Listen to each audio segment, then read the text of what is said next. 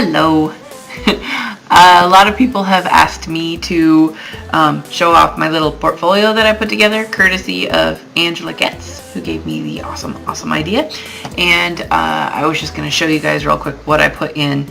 I'm using this side for my host family interview and this side for my school presentation. So it's all in one neat little thing. And since you all know what you're doing, I'm not going to go into each one a lot. I'm just going to let you know what the content on each piece of paper is. So I'm going to begin my host family interview with background about AUSA as a company, information about CSIET, etc., etc. Next, I'm going to go over my mission statement, why I do what I do, and my experience then building credibility with our prospective host family. Then I'm going to start going over all of the amazing opportunities that our parent company, Intrax, offers. I'm going to talk real quick about the internships, paid internships that they have to work abroad, as well as the scholarship opportunities for that. I'm going to talk about Congress Bundestag Outbound and that scholarship opportunity for our local high school students. I'm going to talk about the Yes Abroad, the Outbound program, and how it's not being offered this year, but is expected to hopefully be renewed for next year, just so that they have it in the back of their minds. So then I'm going to talk about AUSA Study Abroad and their different program availabilities. And of course, as a parent, I'm going to be immediately thinking, that sounds expensive. So I'm going to next talk about scholarships and obviously the costs. World Leaders Summit, I'm going to definitely touch on that because I think that's going to be a pretty cool program. And then I'm going to talk to them about the golden ticket, any promotions and scholarships for studying abroad. Then I'm going to get to the point of our interview, which is hosting here. I'm going to talk real briefly, do a summary on each of the grants, Flex, Yes, and CBYX. And what I've included on here, and I can email this out to, is the student demographic, the program goals, and the support that AUSA provides as part of that grant allotment. Then I have a little FAQ here. How do we become a AUSA host family? Are we good candidates for hosting? How much does hosting cost? Blah, blah, blah. All the things that we talk about during our host family interview.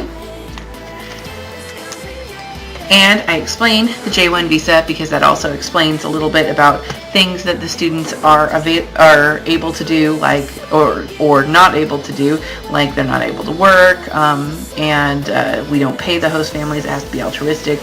And the J1 visa being one time only and expiring after a year. One visa being one time only and expiring after a year. Those are all visa answers to common program questions. Then I either hand out a host family application, or if you're like me, usually I've gone ahead and emailed it on already, and I ask them to provide it at that point, and then they say, oh, but I lost that. But anyway, so I always keep extras in here. Again, here is our background check, of course.